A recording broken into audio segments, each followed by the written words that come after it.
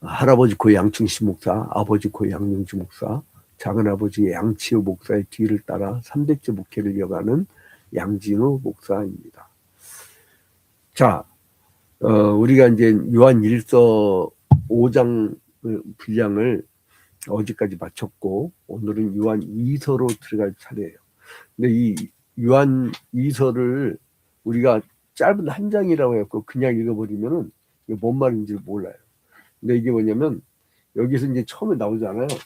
1절에 장로인 나는 택하심을 받은 부녀와 그의 자녀들에게 편지하노니, 내가 참으로 사랑하는 자요 나뿐 아니라 진리를 하는 모든 자도 그리하는 것은, 이제 이 사람이 장로란 표현을 쓰죠.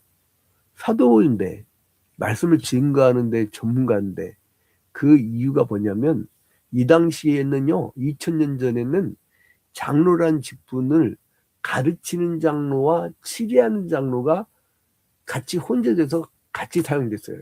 왜냐면 교회 지도자가 없었잖아요. 그러니까 교회 지도자를 나서면 순교당하고, 그래서 다 같이 이렇게 장로란 용어를 썼었는데, 그러다가 점차 기독교 역사가 진행됨으로 말미암아 이제 감독 중심으로 목회자 그룹이 나오고, 또 이제 그 치리하는 장로들 중심으로 해서 오늘날의 장로 이렇게 분화돼서 나오죠. 그런데 이 요한이 세베대 아들이냐 뭐 누구냐 이렇게 말이 많은데, 나도 정확하게는, 그러니까 뭐 아무튼 대충 그렇게는 얘기를 하는데 정확하게 모르겠어요. 그런데 이 요한 그 1, 2, 3서를 쓴 그 도시가 여기 이제 여기에 에베소가 에베소로 이제 지정을 하는데, 요 근처를 무대로 하는 그런 배경이죠. 그래서 이제 그 우리가 이제 이미 봤던 요한일서 2장 18절부터 이하, 또 4장 1절 이하에 보면 어떤 이단들이 나타나냐면, 지금 이제 예수께서 십자가 달려 죽으시고 승천하신 지 한 70년 정도 지나가니까 사람들이 많이 잊어. 그리고 그 여러 편지들이 왔다 갔다 하는데 거기에 위서들이 많았어요. 그리고 또 하나는 그 틈을 타고 영지주의자들이 막 등장합니다. 이 에게를 중심으로 해갖고 여기를 고대 그리스 철학의 발흥지라고 하는데, 이 에게를 중심으로 해갖고 플라톤의 이원론 사상이 굉장히 발전을 합니다. 그래서 이게 이제 신학화되면서 이제 이 이단들이 있는데, 그러다 보니까 교회 안에 성도들 간의 적대심이 막 생기는 거예요. 그 신천지한테 몇 번 피해를 당한 경우에는요, 교인들이 누가 새신자 많아도 야 저거 혹시 신천지 아니야 이렇게 본대잖아요. 응? 그 뭐 옛날에 여러분 우리나라 그 이 60년대 70년대 여러분 기억나요?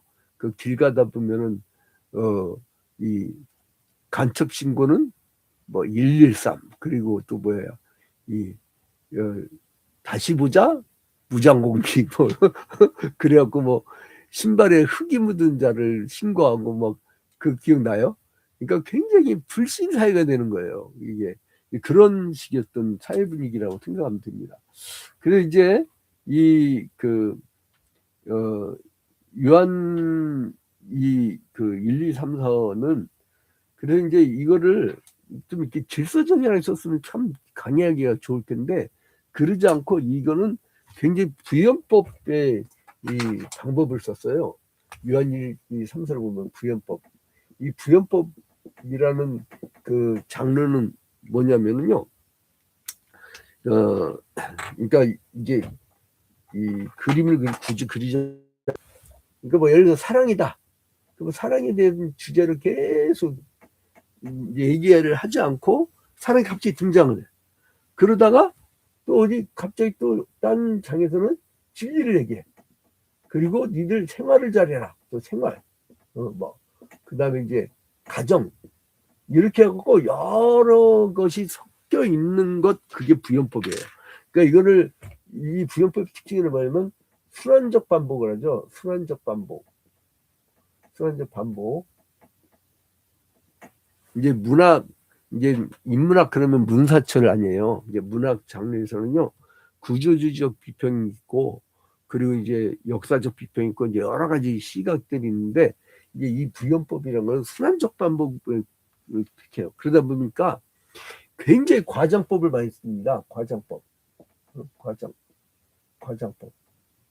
이 과장법을 많이 쓰고요. 그리고 강한 대비를 합니다. 그러니까 이단 살비가 딱 구별해야 되니까. 그 강한 대비. 이게 이제 부연법의 특징이에요. 그래서 이제 이 부연법을 사용하는 그런 장면이 이렇게 되어지는데, 그러니까 그러다 보니까 이제 요한 2서 같은 경우는요, 미혹하는 자들, 그걸 이단들이라고 하는데, 미혹하는 자들이 교회 찾아오면 어떻게 되냐? 단칼을 자르라는 거예요. 어떤 후원도 제공해서도 안 되고 단칼을 자르라는 거예요. 그게 이제 요한 2서고요. 또 요한 3서로 가면 분위기가 좀 달라져요. 이제 친애하는 가이오게, 그러면서 형제들 또 한대하십시오. 그 디오드레베라는 사람을 예를 들면서 그 아주 못된 인간이다 하면서 그렇게 사람들 잘 환대하지 않고, 그러니까 이 요한 2서와 3서는 분위기가 완전히 달라져요. 요한 2서는 미혹하는 사람들이 들어올까봐 경계하라 이거고, 그리고 요한 3서는 사랑하는 형제들이 오면 잘 환대해라 이런 거죠. 그게 이제 그 요한 2서의 특징인데요. 근데 여기서 보니까 사람들이 굉장히 전도를 많이 하고 굉장히 막 활발했던 것 같아요. 그러니까 이 사람들이 복음을 증거하다 보니까 굉장히 열정적으로 막 다니다 보니까요, 어디 숙소가 필요하잖아요. 여러분, 제가 어제 수요기도에 마치고 이제 같이 이제 기초 영어 성경 공부하는 분들이 있거든요. 그거 끝나고 차 타고 나왔는데 버스를 놓쳐버렸어. 그래갖고 30분 이상을 그 추운 데 또 기다리는데, 와, 굉장히 춥대. 근데 이제 그러면서 집에 딱 들으니까 너무 좋은 거예요. 여러분, 이렇게 집이 좋아요. 그래서 집 나가면 개고생이라고 하잖아요. 근데 이제 여기서 보면은, 그래서 이 사역자들, 특히 바울 사도 같은 경우는요, 어디를 가든지, 또 이제 요한도 그렇고, 어디를 가든지 그 사역자의 집, 동역자의 집에서 머물렀던 거예요. 자, 이제 바울 사도 같은 경우는 이 빌립보 지방에, 여기 빌립보가 있잖아요. 여기 빌립보. 여기 빌립보 지방으로 갔을 때는 이 사람이 누구의 집에 있었어요? 루디아의 집. 루디아의 집에서 머물렀었잖아요. 그리고 또 바로 그 밑에 데살로니가 지방, 여기 바로 밑에. 이 데살로니가로 가서는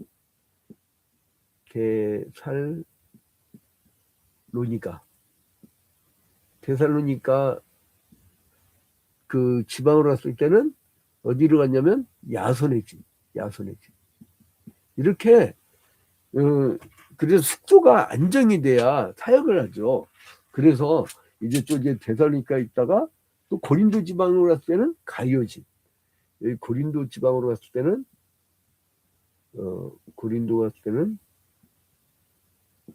가이오의 집. 이렇게 머물렀죠. 그리고 또 어디에 머물렀죠? 여기 이제 가이사리아로 갔을 때는 빌립의 집. 여기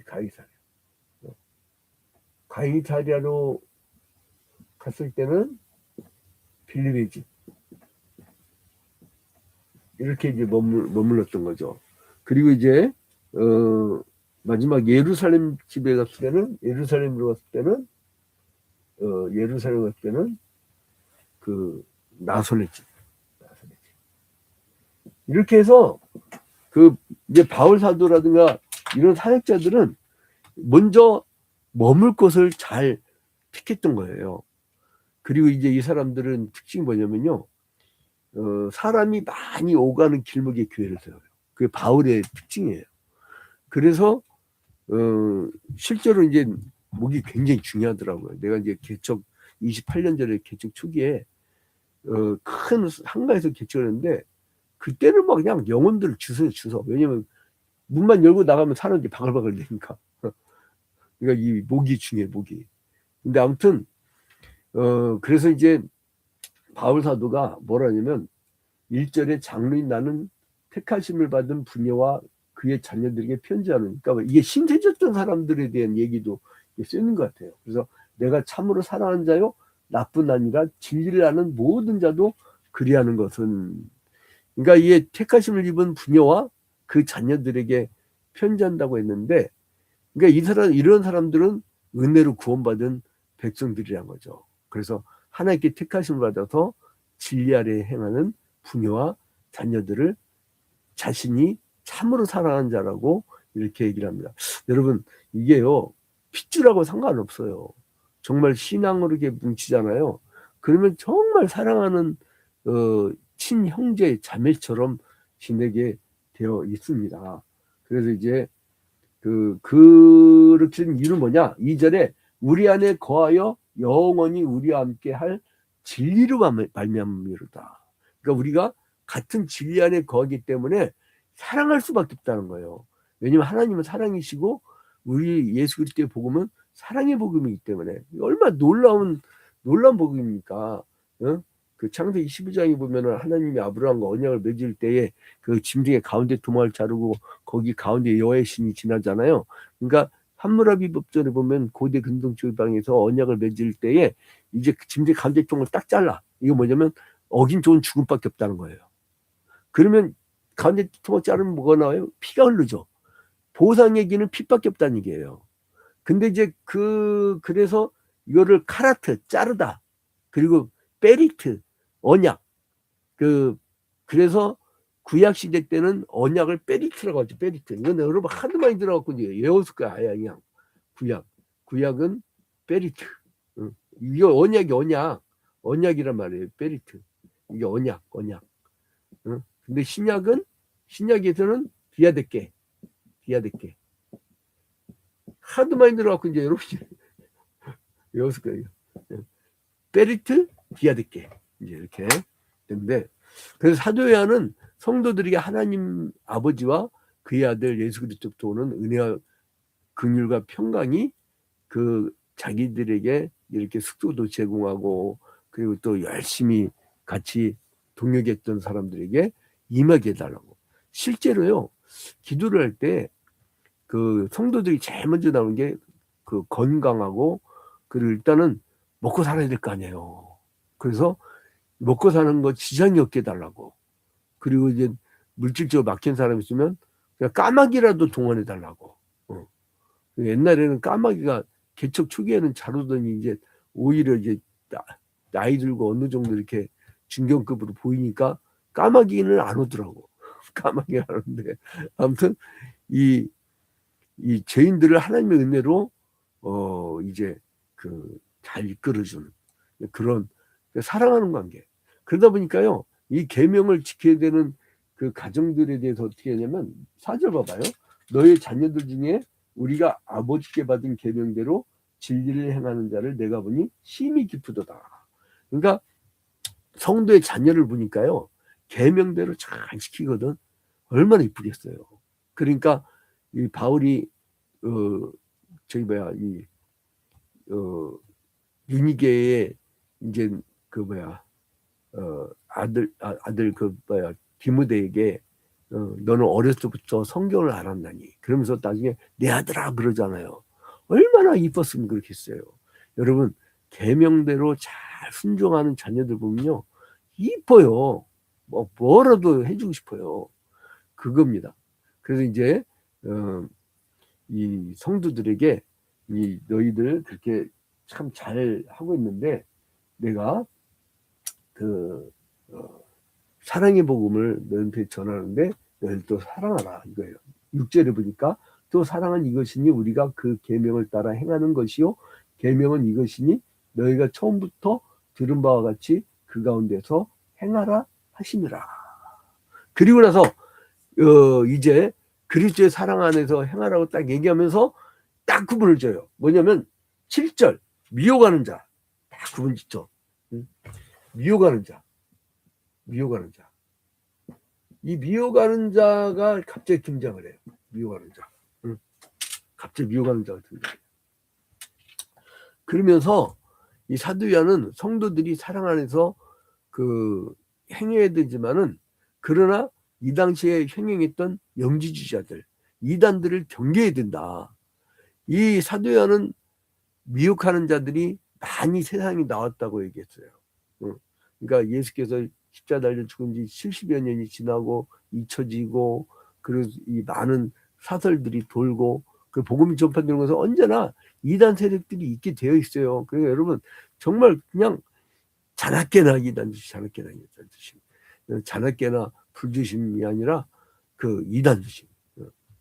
그래서 여러분 그 우리 자녀들이 대학 입시 마치고 대학 들어가기 한 3개월 정도 있잖아요.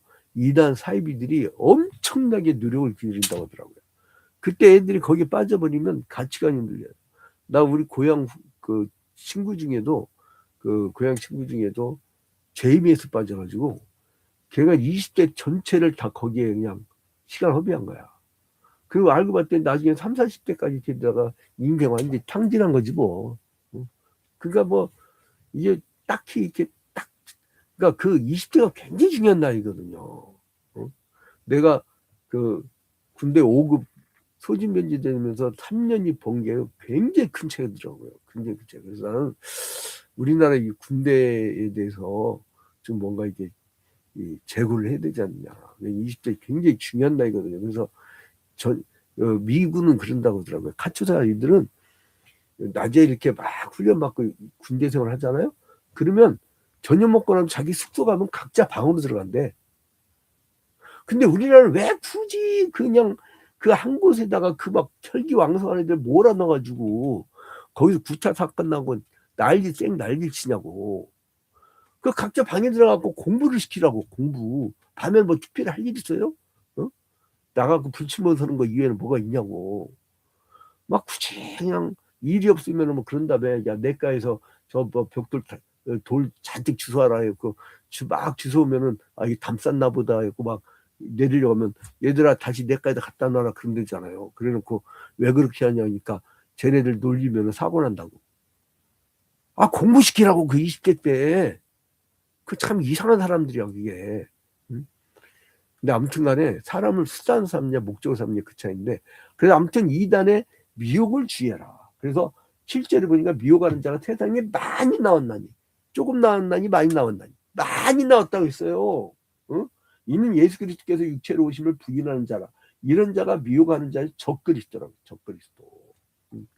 그 사도요한은 주의 사도들이 그 말한 거를 까먹지 않도록 여러 가지 위험에서 적그리스도라든가 이 거짓 선지자들의 복음을 이 가르침을 주의하라는 거. 그래서 항상 교회 중심, 그 성경 중심, 그 항상 이제 우리가 성령을 중심으로 해가지고 항상 그 가운데 생활을 해야 돼. 그래서 그리스도의 복음을 믿어서 구원을 받은 성도들은 계명을 쫓아서 그래서 항상 또 마지막 날이 가까울수록요 배교자들도 많아지고, 그리고 엄청난 이단의 또 악한 세력의 교회를 파괴하기 위해서 엄청나게 역사를 한다고 하더라고요. 여러분 아직은 그런 경험을 여러분들이 보셨지만은 근데 이 예수님의 초림부터 재림 때까지를 종말로 보면요 그동안 수없이 시험과 환란이 있었어요. 여러분 이제 우리가 이러한 미혹하는 영역에 넘어지지 않도록 항상 이렇게 사랑의 끈으로 끈끈하게 하고 자녀들에게는 계명을 잘 지키도록 잘 인도해 나가는 여러분이 되시기를 주님 이름으로 축원드립니다. 주기도문으로 마칩니다.